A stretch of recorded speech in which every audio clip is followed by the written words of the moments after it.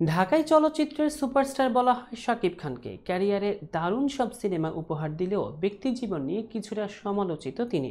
Dhallywood queen Apu বিশ্বাসের সঙ্গে বিয়ে ও সন্তানের বিষয়টি প্রকাশ্যে আসার পরেই শুরু হয় তাদের দাম্পত্য কলহ।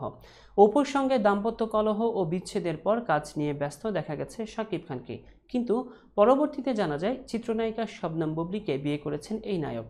2022 সালের সেপ্টেম্বরের শেষ দিকে বেবি বাম্পের ছবি প্রকাশ করেন বুবলী।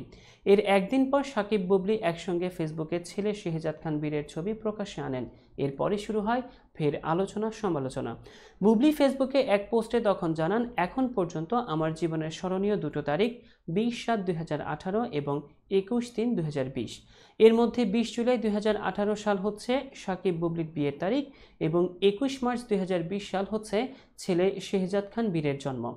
এদিকে বুবলী এভাবে ছেলে ও বিয়ের তারিখ প্রকাশ করার পর শাকিব খানের সঙ্গে কলহ শুরু হয়। বিভিন্ন সময় সংবাদ মাধ্যমে একজন আরেকজনকে ইঙ্গিত করে মন্তব্য করতে থাকেন। এমনকি শাকিব খান একসময় জানান, বুবলীর সঙ্গে তার কোনো ধরনের সম্পর্কও নেই।